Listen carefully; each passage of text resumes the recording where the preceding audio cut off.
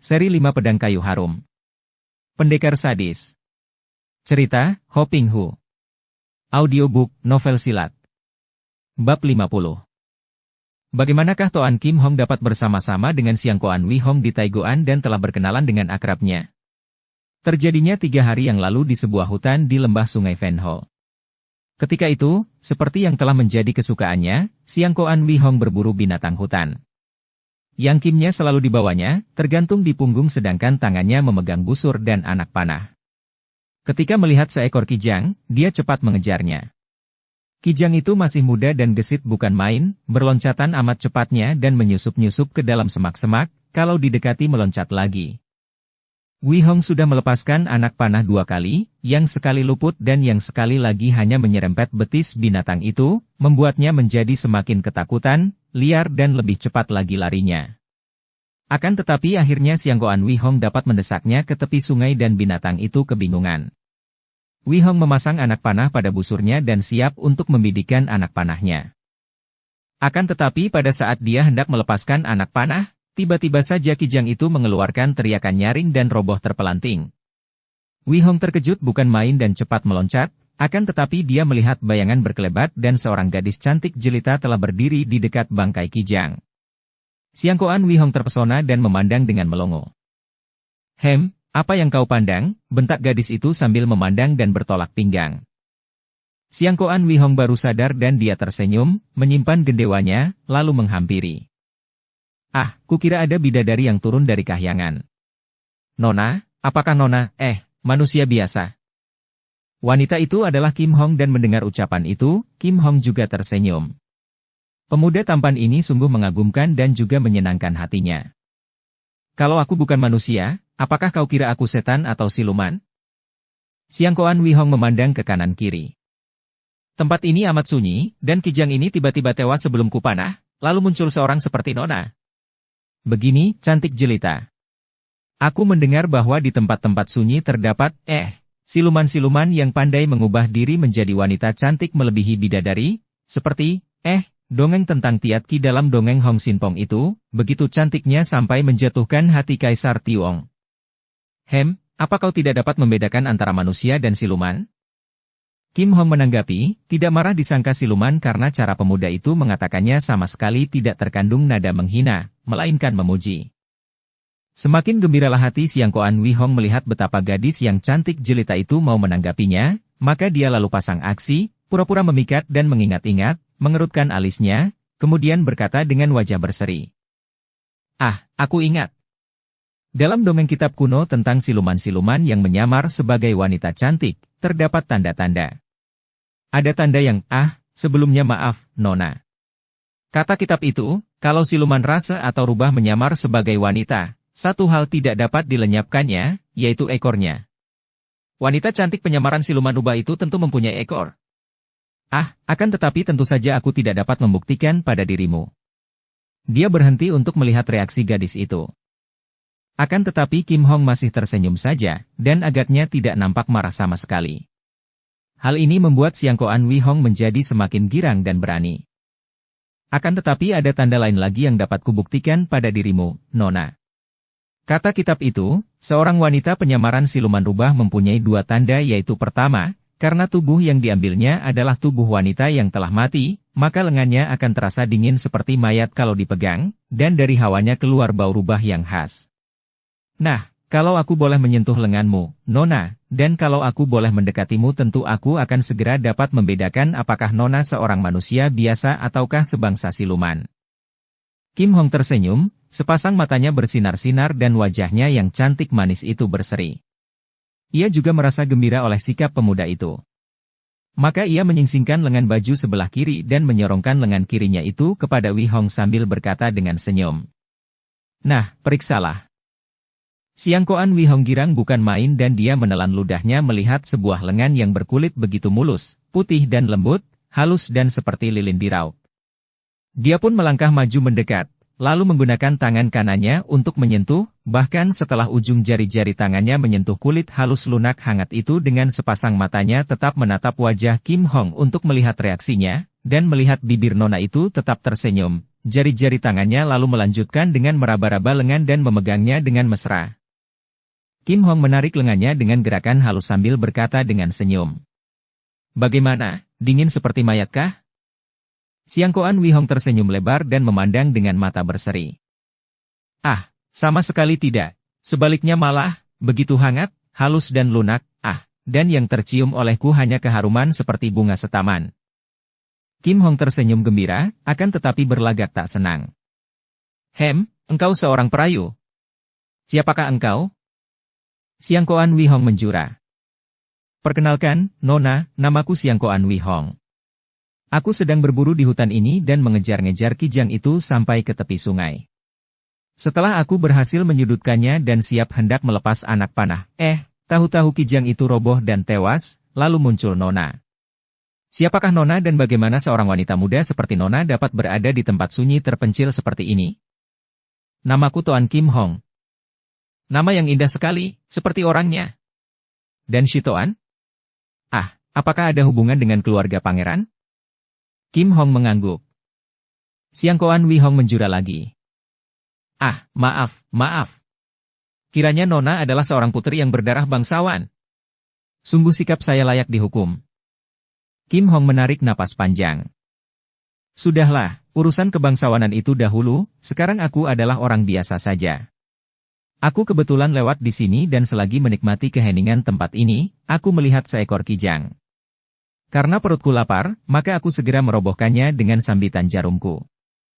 Wee Hong terbelalak. Apa? Membunuh kijang dengan sambitan jarum saja? Agaknya tak masuk akal. Siapa bilang kalau tidak masuk akal kalau jarumku memasuki kepala melalui antara matanya lalu menembus otak? Jawab Kim Hong. Mendengar jawaban ini, tentu saja Siang Koan Wee Hong menjadi semakin kaget dan heran. Sebagai seorang pemuda yang memiliki ilmu silat yang tinggi, dia tahu bahwa jarum hanya merupakan senjata rahasia ringan yang hanya dapat dipergunakan dari jarak dekat, dan bukan merupakan senjata rahasia yang berbahaya. Akan tetapi gadis ini mampu membunuh seekor kijang dari jarak jauh dengan penyambitan jarum, bahkan tanpa memeriksa lagi gadis itu dapat memastikan bahwa jarumnya telah menembus antara mata kijang itu dan sampai ke otak. Hal ini kalau memang benar, menunjukkan bahwa gadis ini adalah seorang yang mempunyai ilmu kepandaian tinggi. Dan jarum itu pun tentu mengandung racun yang amat hebat. Untuk meyakinkan hatinya dia pun lalu berjongkok dan memeriksa kijang itu. Dan betapa kagumnya ketika dia mendapat kenyataan bahwa memang benar pada kepala binatang itu, antara kedua matanya, terdapat luka kecil kemerahan yang mulai membengkak dan mengeluarkan darah. Dia cepat bangkit berdiri dan kembali dia menjura dengan hormat. Kiranya aku berhadapan dengan seorang pendekar wanita lihai. Toan Lihiap, aku girang sekali dapat berkenalan dengan seorang gadis pendekar sepertimu. Siang Koan Kongcu terlalu memuji orang. Sebaliknya, aku pun pernah mendengar namamu dan melihat Yang Kim di pundakmu tadi pun aku sudah dapat menduga bahwa engkau tentulah Siang Koan Kongcu yang amat terkenal itu putra dari Lo Cian Pue Pak San Kui, bukan? Tepat sekali, Lihiap. Jangan sebut aku Lihiap, membikin aku merasa canggung dan malu saja. Baiklah, kalau begitu biar ku sebut engkau Toan Siocia. Siang Koan Wee Hong lalu memanggul bangkai kijang itu. Nona, setelah kita bertemu dan saling berkenalan di sini, aku mengundang Nona untuk bersama-sama menikmati daging kijang ini. Akan kusuruh masak daging ini di rumahku. Silakan, Nona. Demikianlah, dua orang itu berkenalan dan Kim Hong mengunjungi rumah pemuda hartawan itu. Sebaliknya Wee Hong juga sering mengunjungi hotel di mana gadis itu bermalam, mengajaknya pelesir atau makan ke restoran-restoran terbesar di kota Taigoan, mengajaknya pesiar dengan kereta. Dalam waktu beberapa hari saja hubungan antara mereka amat akrabnya. Demikianlah pertemuan antara Kim Hong dengan putra Pak San Kui itu sampai mereka dilihat oleh Tian Xin yang membayangi mereka dan pendekar sadis menyerang Siang Koan Wee Hong ketika melihat betapa putra Datuk Utara itu berpacaran dengan Kim Hong. Dan dalam waktu beberapa hari itu, Siang Koan Wee Hong sempat mengajak Kim Hong berkunjung pula kepada ayahnya. Pak San Kui Siang Koan Tiang menerima perkenalan itu dengan senang. Dia melihat bahwa bukan saja gadis itu amat cantik dan menurut putranya juga memiliki ilmu silat yang lihai, Akan tetapi juga mengingat bahwa gadis itu masih keluarga bangsawan tinggi, yaitu Pangeran Toan, maka mereka merasa girang kalau putranya dapat berjodoh dengan gadis ini.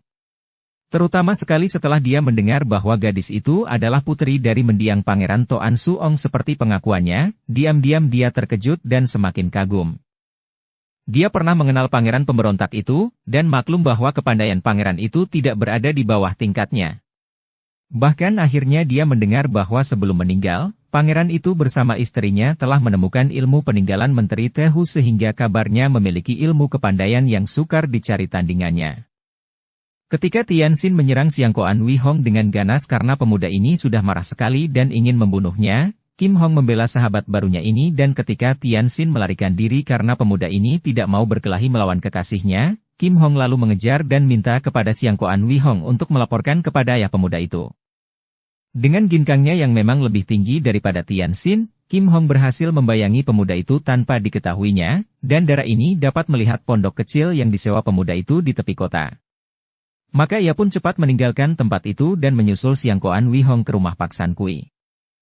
Ketika tiba di rumah datuk itu, ternyata Pak San Kui telah mengumpulkan murid-muridnya dan ketika melihat Kim Hong cepat menyambutnya dan memegang tangan darah itu. "Nona, bagaimana? Dapatkah engkau mengejarnya? Aku tahu di mana dia, akan tetapi aku tahu dia lihai sekali, maka aku tidak berani turun tangan sendiri, dan aku cepat menyusulmu untuk memberitahukan hal itu." Akan tetapi Pak San Kui memandang kepada gadis itu dengan sinar mata tajam penuh selidik. "Nona Toan, kenapakah Nona membantu putraku dan memusuhi pendekar sadis?"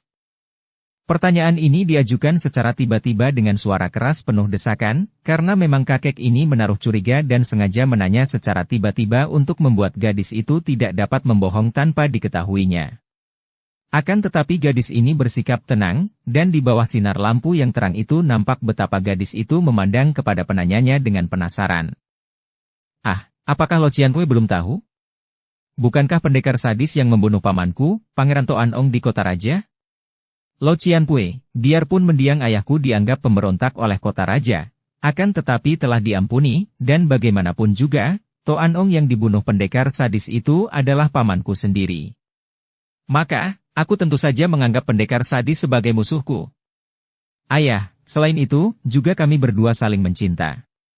Aku telah mengambil keputusan untuk memilih Nona Toan sebagai calon jodohku, maka sudah sepatutnya kalau ia membantuku ketika pendekar sadis menyerangku," kata Xiangkoan Wei Hong.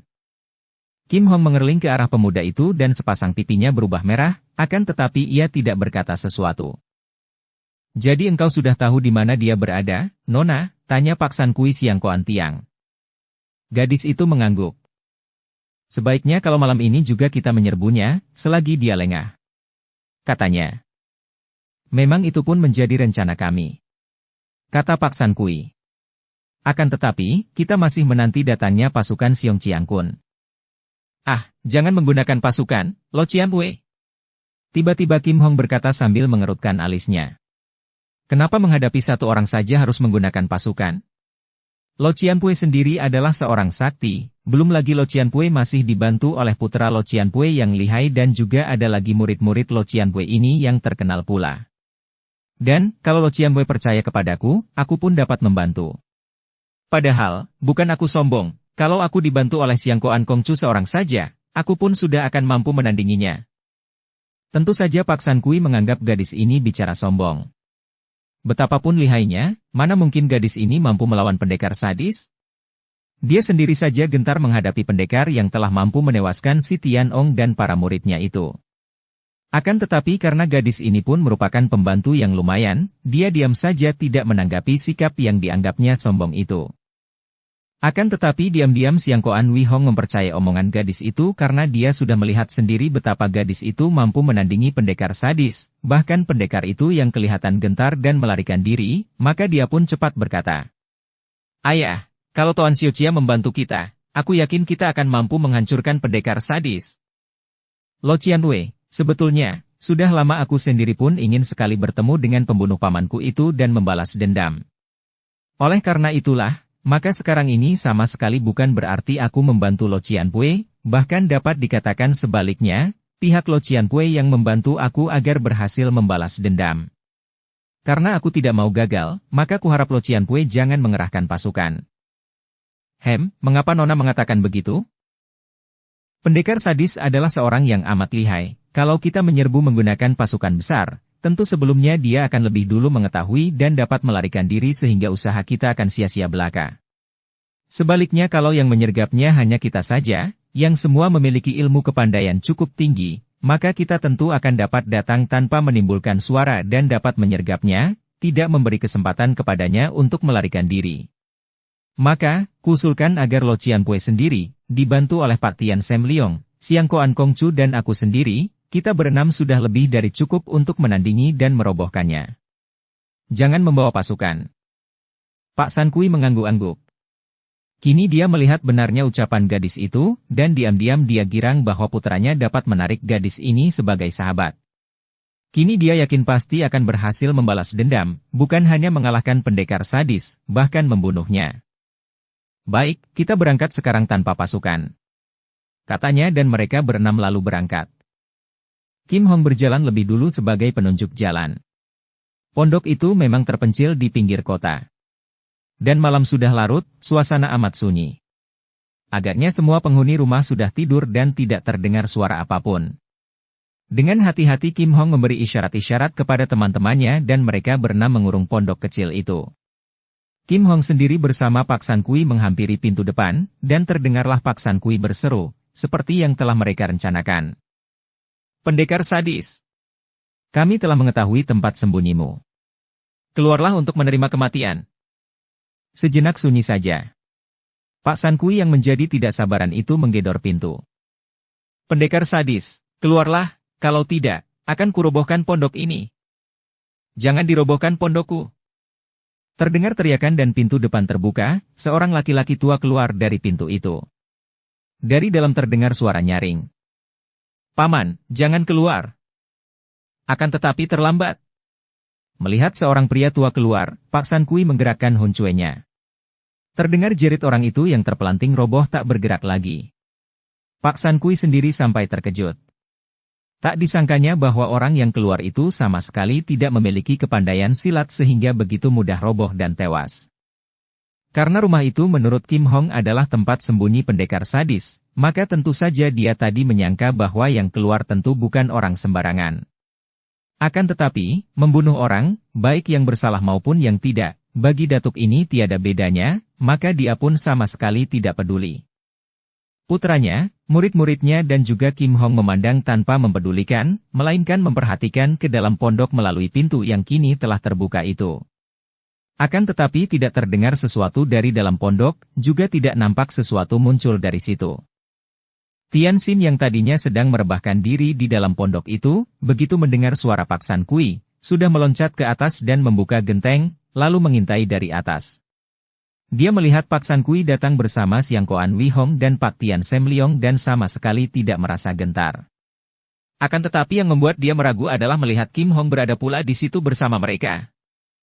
Tadi pun dia sudah gelisah memikirkan betapa Kim Hong melindungi Siang Koan Wei Hong dan menyerangnya.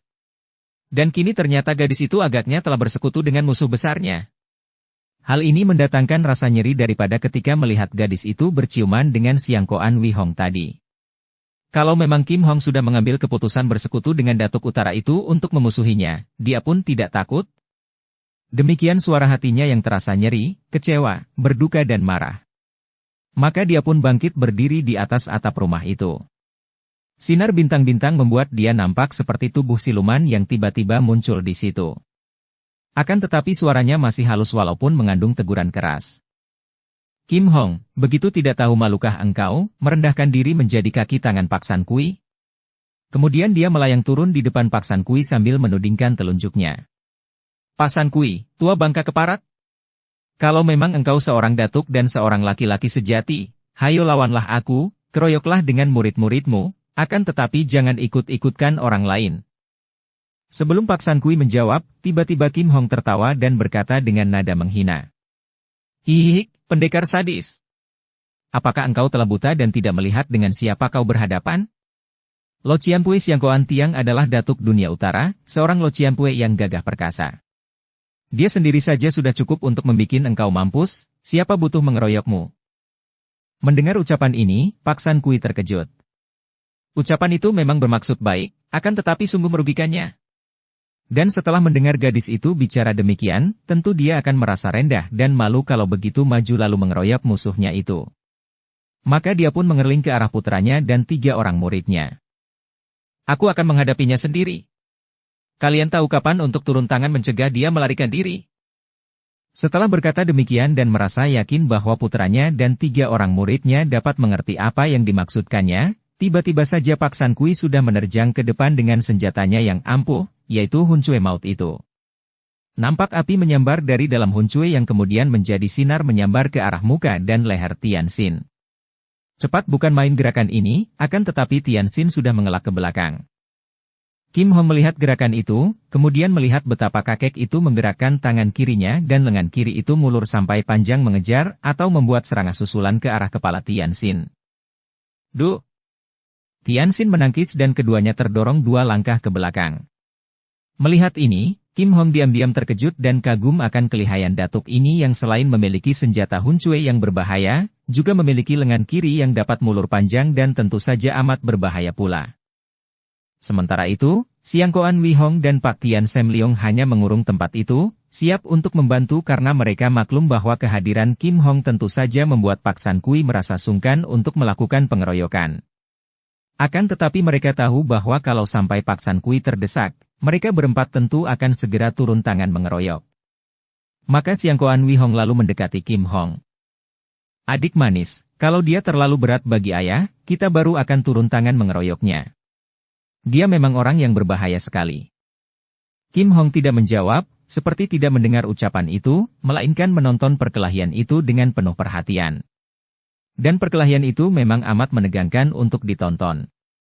Seru dan mati-matian, juga merupakan perkelahian antara orang-orang yang memiliki kepandaian hebat. Dahulu, ketika untuk pertama kalinya Tianxin mengalahkan Pak San Kui, dia harus mengandalkan akal, menggunakan air untuk menghadapi serangan api yang kadang-kadang keluar dari Huncue Maut itu, yang membuat lawan kewalahan dan panik. Akan tetapi sekarang dia tidak membutuhkan lagi akal seperti itu, dan pula, sejak kekalahannya dari Tianxin dahulu itu, Pak San Kui sudah berlatih matang dan bersiap-siap kalau lawan menggunakan air lagi. Maka andai kata Tianxin mengulangi akalnya yang dahulu, dia tentu akan kecelik dan tidak akan berhasil. Pemuda ini hanya menghadapinya dengan memegang kipasnya. Setiap kali ada bunga api menyambar, atau asap yang berbau keras, kipas itulah yang mengebut dan api serta asap itu membalik dan menyerbu kakek itu sendiri. Sedangkan serangan Huncue itu hanya dihadapi dengan tangan kosong saja oleh Tianxin. Huncue Maut itu menyambar-nyambar dengan ganas, mengeluarkan suara bercuitan mengerikan. Tianxin selalu dapat mengelak atau menangkis Huncue dengan tangannya, bahkan membalas serangan lawan dengan sama dahsyatnya, menampar dan memukul atau menendang sambil mengerahkan sinkang. Tianxin dapat melihat kenyataan bahwa dibandingkan dengan dahulu, datuk ini telah memperoleh kemajuan yang cukup banyak, maka dia pun lalu mengubah gerakannya, mainkan ilmu silat warisan ayahnya yaitu Hok Leong Xinjiang yang hanya 18 jurus itu. Akan tetapi, baru saja dia mengeluarkan 3-4 jurus yang masing-masing mempunyai bagian-bagian dan perkembangan-perkembangan yang amat sulit itu, lawan telah terdesak hebat. Pak San Kui mengenal jurus-jurus ini, akan tetapi hanya kulitnya saja dan isinya sungguh membuat dia bingung karena mengandung daya serang yang sama sekali tidak pernah dapat diduganya, dan selain itu juga amat hebat. Dalam serangan-serangan itu terkandung gerakan-gerakan aneh dan hampir saja dia kena dirobohkan lawan sehingga ketika kaki Tianxin menyerempet lambungnya, dia terhuyung dan meloncat ke belakang sambil mengeluarkan seruan.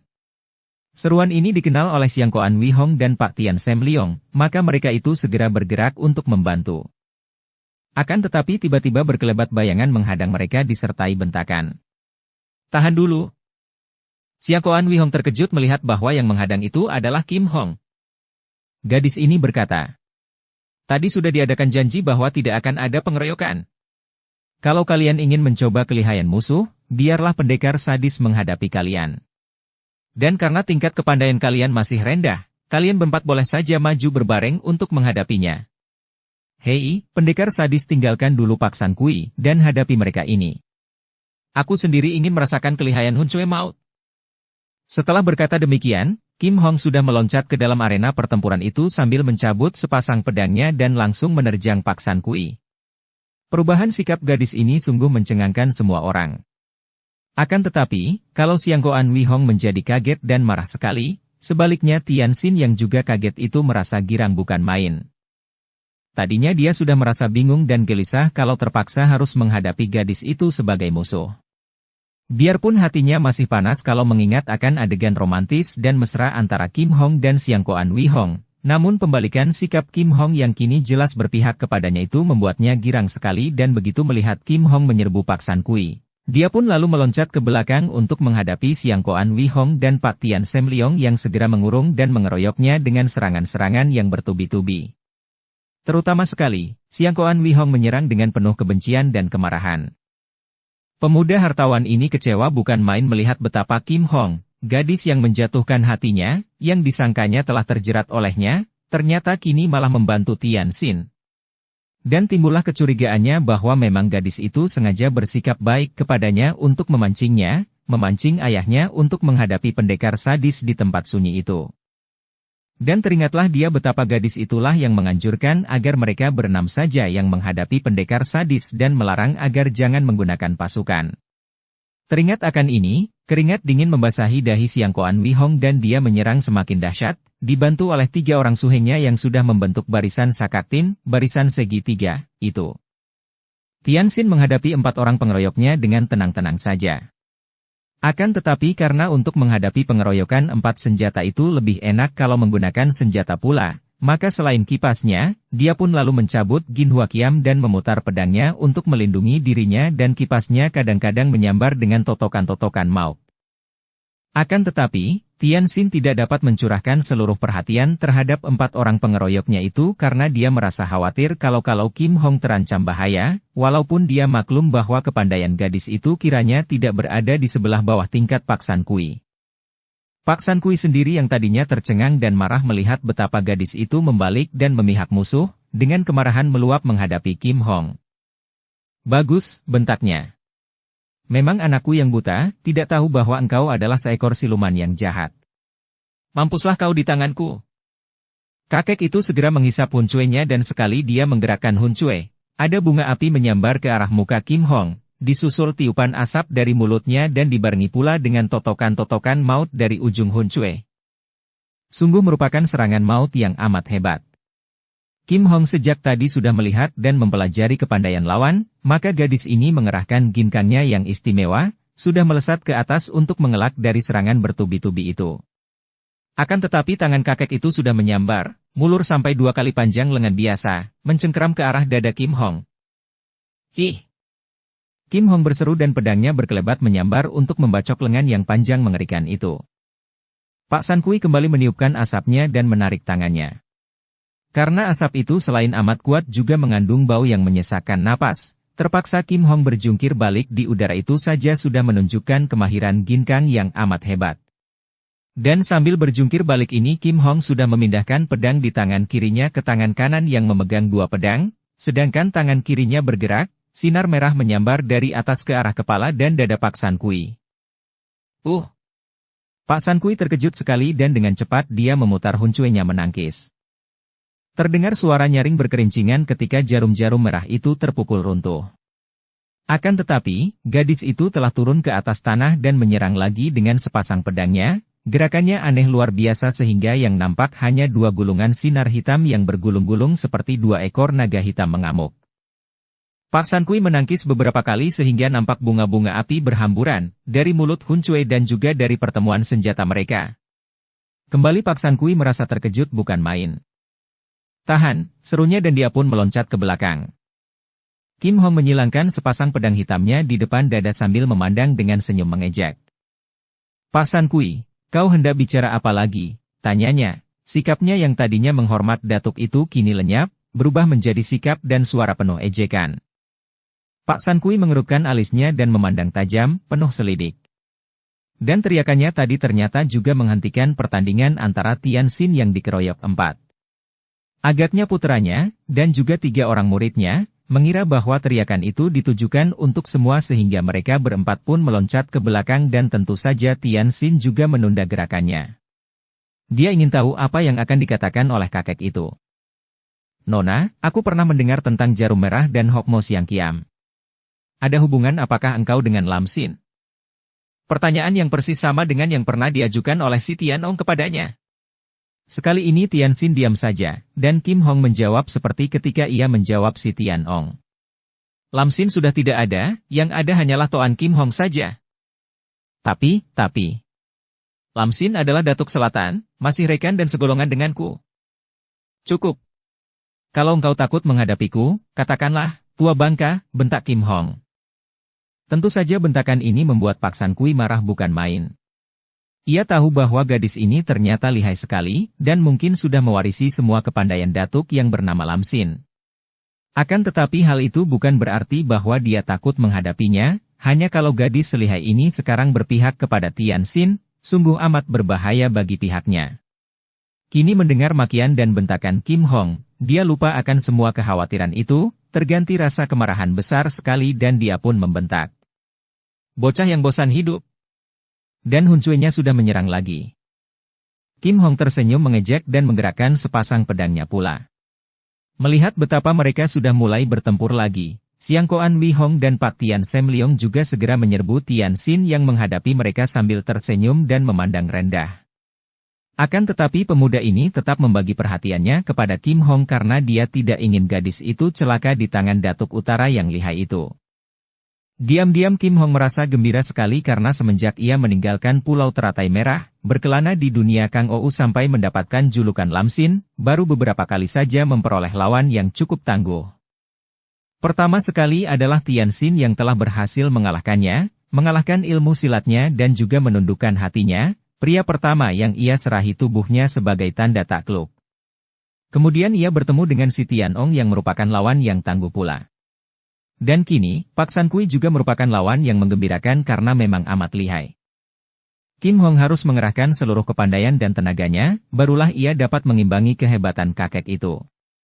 Di lain pihak, Pak San Kui terkejut bukan main setelah memperoleh kenyataan bahwa dia sungguh-sungguh tidak dapat mengatasi gadis itu. Jurus apapun yang dikeluarkannya, selalu dapat dibendung oleh gadis itu dan dia sendiri baru dengan setengah mati dapat menyelamatkan diri dari desakan gadis itu. Apalagi kecepatan dan keringanan tubuh gadis itu yang membuat dia hampir kewalahan. Benar-benar seorang lawan yang agaknya tidak di bawah pendekar sadis sendiri tingkat kepandaiannya. Mulailah dia merasa khawatir sekali. Kalau gadis ini membantu Tianxin, maka pihaknya jelas akan mengalami kerugian hebat. Setelah membiarkan Kim Hong menghadapi dan merasakan kelihayan Datuk Utara itu selama 50 jurus lebih, tiba-tiba Tianxin lalu melompat, meninggalkan 4 orang pengeroyoknya dan menerjang datuk itu sambil berkata kepada Kim Hong. Jangan kau merampas musuh besar dari tanganku. Kim Hong tertawa dan gadis ini pun membalik lalu menghadapi Siang Koan Wee Hong dan Pak Tian Sem Leong. Pada saat itu, Siang Koan Wee Hong sudah merasa yakin bahwa gadis ini agaknya memang sengaja mendekati keluarga Pak San Kui untuk memancing mereka ke tempat itu, maka dia pun menjadi marah sekali. Perempuan hina, rasakan pembalasanku. Yang Kimnya menyerang ganas disusul cengkraman tangan kirinya dengan ilmu cakar Garuda. Dimaki seperti itu, Kim Hong menjadi marah sekali. Pedangnya berkelebat menyambar, yang satu menangkis Yang Kim dan yang kedua membabat ke arah lengan kiri lawan, dan selain itu, ia pun mengerahkan semua tenaganya. Trak! Siang Koan Wee Hong berhasil menarik kembali lengan kirinya, akan tetapi setelah terdengar suara keras itu, Yang Kimnya pecah ujungnya terbabat pedang hitam. Dan Kim Hong terus mendesaknya, akan tetapi pada saat itu Pak Tian Sem Leong telah menyerbunya dari belakang, kanan dan kiri. Terpaksa darah itu memutar kedua pedangnya dan kembali ia menghadapi pengeroyokan mereka berempat. Akan tetapi sekali ini Kim Hong tidak main-main lagi dan gerakan kedua pedangnya membuat 4 pengeroyok itu menjadi kalang kabut dan terdesak hebat. Apalagi Siang Koan Wee Hong sudah mengalami kekagetan karena Yang Kimnya patah ujungnya. Sama sekali tidak pernah disangkanya bahwa gadis cantik yang pernah membiarkan dia menciuminya mesra itu ternyata memiliki kepandaian begitu hebat sehingga ayahnya sendiri pun tidak mampu mengalahkannya. Sementara itu, perkelahian antara Tianxin melawan Pak San Kui juga sudah menampakkan perubahan. Kini Tianxin mengeluarkan semua kepandaiannya dan mengerahkan seluruh tenaganya. Kakek itu tampak lelah sekali, dan sinar lampu di depan pondok itu biarpun hanya suram saja masih dapat menerangi keadaan kakek yang wajahnya menjadi pucat. Napasnya agak memburu dan dari topi sulaman bunga emas di kepalanya itu keluar uap putih yang tebal. Tianxin terus mendesaknya, dan setiap kali Hun Cui bertemu dengan Kim Hua Kiam, tentu kakek itu tergetar dan terhuyung ke belakang. Trang! Kembali kedua senjata itu bertemu dan sekali ini sedemikian hebatnya sehingga tubuh kakek itu terjengkang ke belakang dan jatuh terduduk. Akan tetapi Pak San Kui sudah menggerakkan lengan kirinya yang dapat memanjang itu, sambil duduk tangan kirinya itu bergerak seperti ular dan tahu-tahu telah menangkap kaki kanan Tianxin. Pemuda ini memang sengaja membiarkan kakinya ditangkap, akan tetapi ketika kakinya ditarik, tetap saja dia tidak mampu mempertahankan dan dia pun terpelanting. Akan tetapi bukan sembarangan terpelanting, melainkan terpelanting yang telah diaturnya sehingga ketika terguling itu, pedangnya bergerak, sinar perak berkelebat ke bawah. Cerok! Aug! Pak San Kui meloncat berdiri dan terhuyung ke belakang, akan tetapi lengannya tertinggal di kaki Tianxin karena pedang itu telah membabat buntung lengan kirinya sebatas siku. Akan tetapi, tangan kirinya itu masih saja mencengkeram pergelangan kaki pemuda itu. Tianxin cepat membungkuk dan melepaskan tangan kiri lawan itu dari kakinya, kemudian dia terus menubruk maju menyerang Pak San Kui yang sudah terluka parah. Terang! Terang! Kembali bunga api berpijar dan tubuh kakek itu terjengkang. Tianxin menyimpan Gin Hua Kiam dan pada saat kakek itu bangkit, dia sudah menyerangnya lagi, kini mempergunakan kedua tangan kosong. Pak San Kui yang menyeringai kesakitan itu menyambutnya dengan pukulan Hun Cui sekuatnya ke arah dahi Tianxin. Pemuda ini menangkapnya. Mereka saling betot dan tiba-tiba Tianxin mempergunakan Tika Ibeng. Ah! Pak San Kui terkejut sekali. Dia sudah tahu bahwa lawannya ini memiliki ilmu Tika Ibeng yang mujizat itu, akan tetapi dia sama sekali tidak menyangkanya bahwa pemuda itu akan mempergunakannya pada saat itu. Kini Hun Cui-nya melekat pada tangan pemuda itu dan pada saat dia mengerahkan tenaga sekuatnya untuk membetot, pemuda itu mengerahkan ilmu yang seketika menyedot semua sinkang yang tersalur lewat tangan kanannya. Karena tangan kirinya sudah tidak dapat dipergunakan, maka kakek ini cepat menyimpan tenaga dan menghentikan pengerahan sinkangnya. Hanya itulah satu-satunya jalan untuk menyelamatkan dirinya agar tenaga Luekangnya tidak tersedot habis. Akan tetapi, pada saat itu Tianxin yang sudah memperhitungkan ini, tiba-tiba merenggut lepas Hun Cui-nya dan di lain saat Hun Cui itu sudah membalik ke arah kepala Pak San Kui.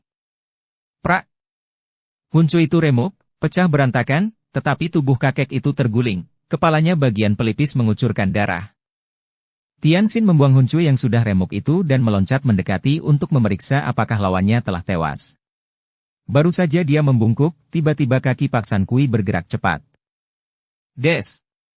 Tubuh Tianxin terlempar ke belakang ketika kaki itu mengenai dadanya.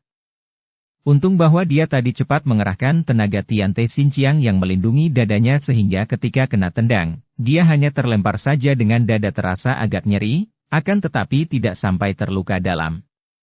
Kakek itu tertawa aneh dan tubuhnya sudah meloncat bangun lagi lalu menubruk ke arah Tianxin yang masih rebah terlentang setelah terlempar tadi. Tianxin menyambutnya dengan totokan ke arah leher sambil meloncat bangun. Cus! Tianxin kaget bukan main ketika jari tangannya hanya menotok kulit daging yang lunak. Disangkanya bahkan kakek itu mempergunakan ilmu yang dimiliki Kim Hong, yaitu melepaskan daging menyembunyikan otot seperti ilmu Bian Kun, ilmu silat kapas. Akan tetapi ketika dia memandangi ternyata kakek itu terkulai dan roboh tak bernyawa lagi. Kiranya setelah mengeluarkan suara ketawa aneh dan pada saat menubruknya tadi, kakek itu telah tewas. Tenaganya yang terakhir dipergunakan dalam tendangan tadi dan setelah dia memeriksanya, ternyata pelipis kepalanya telah retak oleh pukulan dengan Hun Cui tadi. Tianxin cepat menengok. Dia melihat betapa Kim Hong mempermainkan 4 orang lawannya. Dia pun tidak membantu, hanya menonton sambil berdiri di depan pondok. Diam-diam dia semakin kagum kepada Kim Hong. 4 orang pengeroyoknya itu rata-rata memiliki ilmu kepandaian yang hebat dan kalau mereka berempat itu maju bersama seperti itu, agaknya malah lebih berbahaya dan lebih kuat dibandingkan dengan Pak San Kui sendiri. Namun, jelaslah bahwa Kim Hong menguasai perkelahian itu.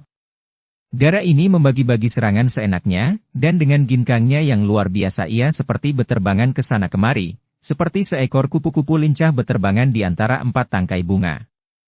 Sepasang pedang di tangannya membuat gulungan sinar hitam yang mengeluarkan suara berdesing-desing dan yang membuat 4 orang pengeroyoknya kewalahan sekali. Bahkan barisan Sakaktin itu pun sudah kocar-kacir. Hal ini bukan hanya disebabkan oleh kelihayan ilmu pedang Kim Hong, melainkan juga karena adanya Siang Koan Wi Hong ikut mengeroyok. Sakaktin adalah ilmu silat kelompok yang dilakukan oleh 3 orang yang selalu mengatur pengepungan dengan segitiga. Tempat mereka itu boleh bertukar-tukar, akan tetapi selalu dalam bentuk segitiga. Kini dengan adanya Siang Koan Wi Hong, biarpun dasar ilmu silat mereka dari satu sumber, akan tetapi kehadiran Siang Koan Wi Hong ini tidak memungkinkan lagi mereka memainkan Sakaktin dengan sempurna. Untuk membiarkan Siang Koan Wi Hong meninggalkan mereka pun merupakan hal yang berbahaya sekali karena lawan mereka sungguh amat lihai. Maka mereka mengepung berempat dan melakukan pengeroyokan. Akibatnya malah mereka sendiri yang merasa dikeroyok oleh banyak sekali pedang hitam. Bersambung ke bab 51. Dukung kami dengan subscribe, follow, like, komen dan share. Terima kasih.